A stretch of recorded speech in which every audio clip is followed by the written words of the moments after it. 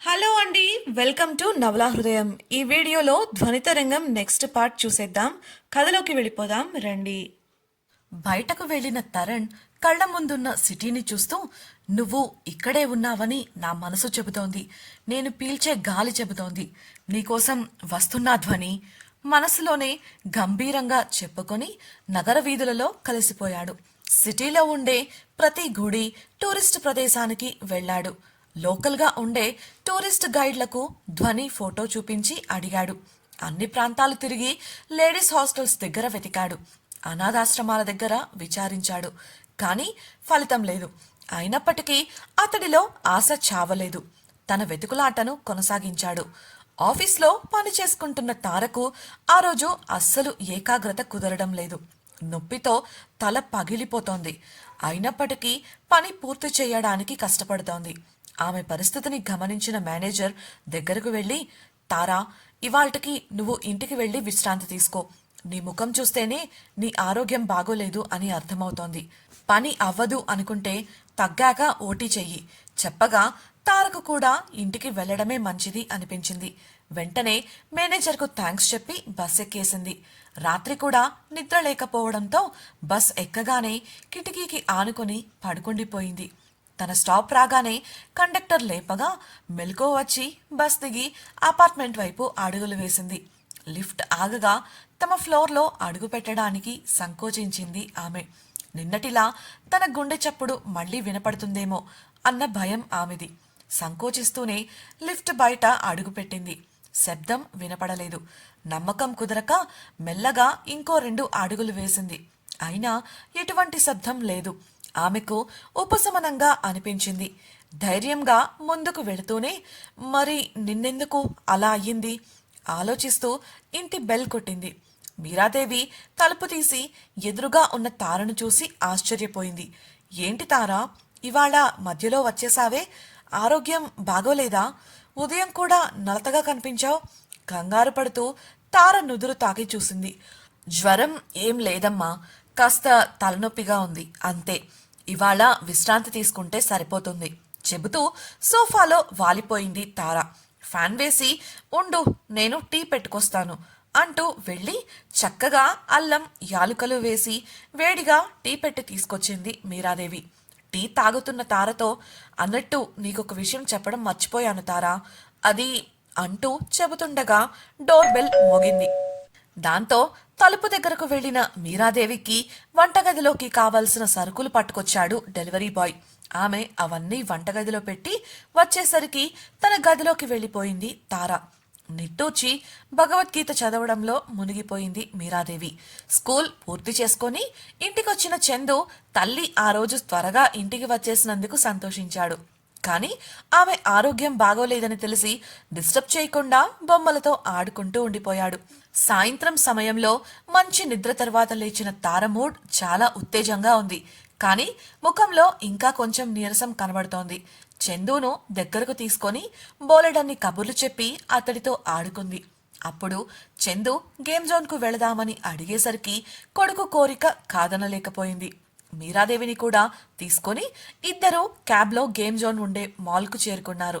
చందు ఆడుకుంటుండగా గీత నుండి కాల్ రావడంతో చందు దగ్గర మీరాదేవిని ఉండమని గేమ్ జోన్ బయటకు వెళ్లి ఫోన్ ఎత్తింది తార. ఎలా ఉన్నావు తారా? చందు ఎలా ఉన్నాడు? గీత అడగగా, మేము బాగానే ఉన్నాం గీత. ఇంతకీ మీ అత్తగారికి ఇప్పుడు ఆరోగ్యం ఎలా ఉంది పరామర్శించింది తార. ప్రస్తుతం ట్రీట్మెంట్ జరుగుతోంది తారా. ఆవిడ కోలుకోవడానికి సమయం పట్టేలా ఉంది. మేము ఇప్పట్లో రాలేము. సారీ తారా, నిన్ను అనవసరంగా ఇబ్బంది పెడుతున్నాం గీత అనగా, మీరు అక్కడుండటంలో నాకేంటి ఇబ్బంది అయోమయంగా ప్రశ్నించింది తార. అదేంటి తెలియనట్లు మాట్లాడతాం? శరత్ స్నేహితుణ్ణి మీ ఇంట్లో ఉండనిచ్చారు కదా. అరే మర్చిపోయాను, నేను నీతో చెబుదామని ఆ రోజు ఫోన్ చేస్తే స్విచ్ ఆఫ్ అని వచ్చింది. సో మీరా ఆంటీకి ఫోన్ చేసి చెప్పాను. ప్రస్తుతం తను మీ ఇంట్లోనే ఉంటున్నాడు కదా. బహుశా ఆంటీ నీకు చెప్పి ఉంటారు అనుకున్నాను. చెప్పలేదా అడిగింది గీత. నేను కొంచెం ఆఫీస్ పనుల మీద బిజీగా ఉంటున్నాను గీత. అందులోనూ 2 రోజుల నుంచి ఆరోగ్యం బాగోక ఇంట్లో విషయాలేవి పట్టించుకోలేదు. చిన్న విషయమే కదా అని అమ్మ చెప్పుండరు. ఇంతకీ అతని పేరేంటి? ఇక్కడికి ఎందుకు వచ్చారు అడిగింది తార. అలా అడుగుతూ ఉండగా మళ్ళీ ఆమె గుండె చప్పుడు వినపడటం మొదలైంది. ఉలిక్కిపడి చుట్టూ చూసింది తార. ఆ అంతస్తులో పూర్తిగా పిల్లలు, వారి తల్లిదండ్రులు కనిపించారు. అందరూ కొత్త మొహాలే. దాంతో కంగారు వల్ల ముఖానికి పట్టిన చెమటలు తుడుచుకుంటూ క్రిందికి చూసింది తార. ప్రేమ జంటలు, స్నేహితుల గుంపులు, కుటుంబంతో వచ్చిన వారు, ఇలా చాలా మందితో ఆ మాల్ కోలాహలంగా ఉంది. సమాధానం చెప్పాల్సిన గీత పక్కన ఎవరో ఏదో అడగగా లైన్లో ఉండే సమాధానం చెబుతోంది. ఆ పని పూర్తవగానే ఆ తారా, అతని పేరు అడిగావు కదా అంటుండగానే తార కంటికి ఒక రూపం కనిపించి విస్తుపోయింది. భయమా లేక ఇంకేదైనా భావమా తెలియదు కాని ఆ క్షణమే లోపలికి జరిగి నేలపై కూర్చుండిపోయింది తార. ఆ కంగారులో గీతతో మాట్లాడుతున్న కాల్ కూడా కట్ అయింది. సరిగ్గా ఆమె వెనక్కు జరిగిన క్షణాన కింద ఉన్న ఆ వ్యక్తి తల గిర్రున పైకెత్తగా అతడు వెతుకుతున్న రూపం అతడికి కనిపించలేదు. కారణం, అప్పటికే తార దాక్కుంది. ఆ వ్యక్తి మరెవరో కాదు, తరణ్ రాజ్. అతడు వెతుకుతున్న వ్యక్తి తన చుట్టూనే ఉన్నట్లు తెలుపుతుంటే రెప్ప వాల్చకుండా శోధిస్తున్నాడు. ఎక్కడ కనురెప్ప వాల్చితే ఆ క్షణంలో ఆ మనిషి మాయమవుతుందో, తనకు దొరకకుండా వెళ్లిపోతుందో అన్నది అతడి భయం. అతడు కింద అంతస్తులో ఉండటం వల్ల ముందు ఆ ప్రాంతమంతా జల్లెడ పడడం మొదలుపెట్టాడు. కాస్త ధైర్యం చేసి రూఢీ చేసుకోవడం కోసం లేచి క్రిందికి చూసింది తార. అతడి ప్రవర్తన ఎవరి కోసమే వెతుకుతున్నట్లు అర్థమై ఆమెకు భయం మొదలైంది. సరిగ్గా ఆ క్షణమే అతడు మరోసారి పైకి చూడగా వెంటనే వెనక్కు తప్పుకుంది తార.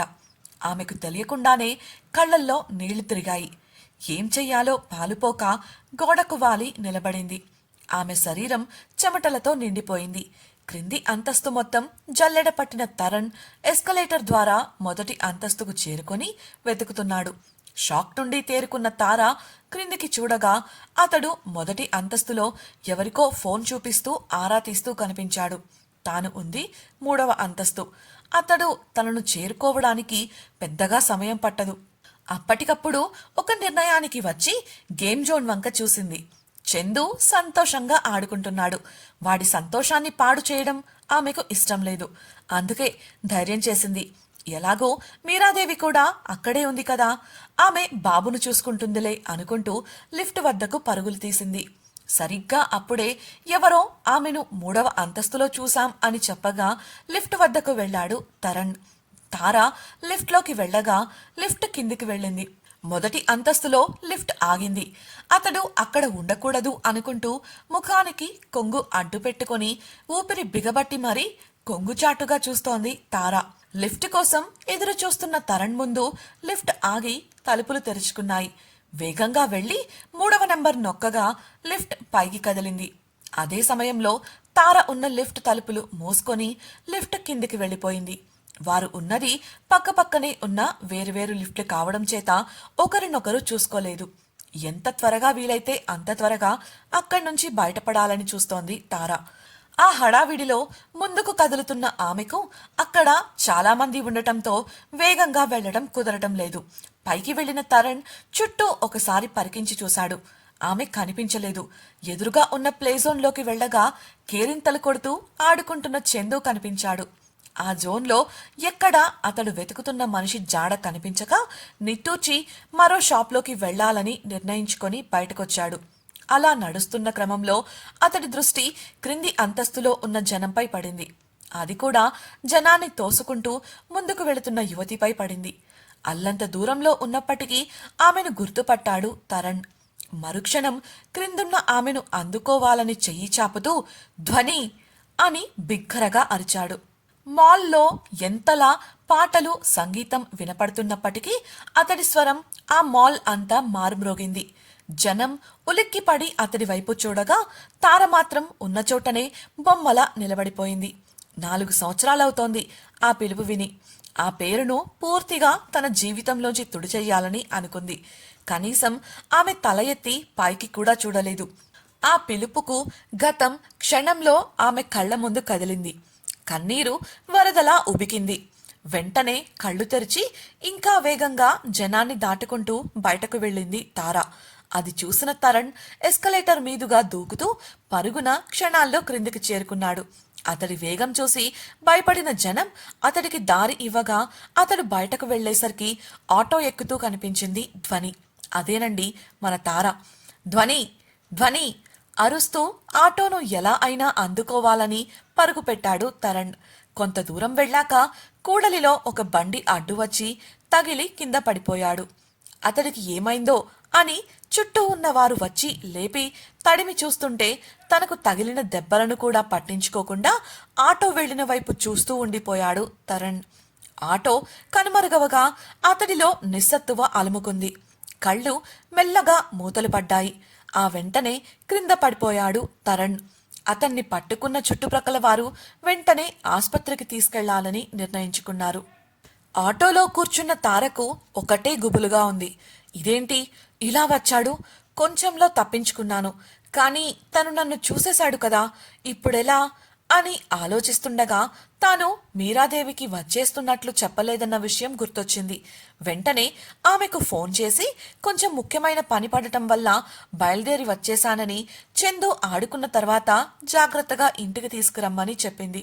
అనుమానంతో వెనక్కు చూసింది, కానీ అక్కడ ఎవ్వరూ తనను ఫాలో అవుతున్నట్లు లేకపోవడంతో పాటు గుండె చప్పుడు కూడా ఆగిపోవడంతో అప్పటికి శాంతించింది. ఇంటికి వెళ్ళిందనే కాని ఆమెకు మనశ్శాంతి లేదు. తన గతం వెంటాడుతూ ఇక్కడి వరకు వచ్చేసింది. ఇప్పుడు తప్పించుకోవడం ఎలా? అయినా ఇంత పెద్ద సిటీలో అతడు మళ్ళీ ఎదురుపడతాడా? భగవంతుడా, అలా అస్సలు జరగకూడదు స్వామి. ఇప్పుడిప్పుడే జరిగింది మర్చిపోయి నా కొడుకు కోసం బ్రతుకుతున్నాను. నువ్వు నాకు గతంలో చేసిన అన్యాయం చాలదా? లేక నా బ్రతుకులో సంతోషాలు అన్న పదానికి చోటు లేదా? దయచేసి మమ్మల్ని ప్రశాంతంగా బ్రతకని స్వామి, మనసులో ఆ భగవంతుణ్ణి కోరుకుంది. సోఫాలో కూర్చుని ఉన్న ఆమె అప్పటి వరకు తాను పడిన సంఘర్షణ కారణంగా వణికిపోతోంది. వణుకుతో ముడుచుకుపోయి నీరసం కారణంగా కళ్ళు మూసుకుంది. అలానే మత్తు నిద్రలోకి జారుకుంది.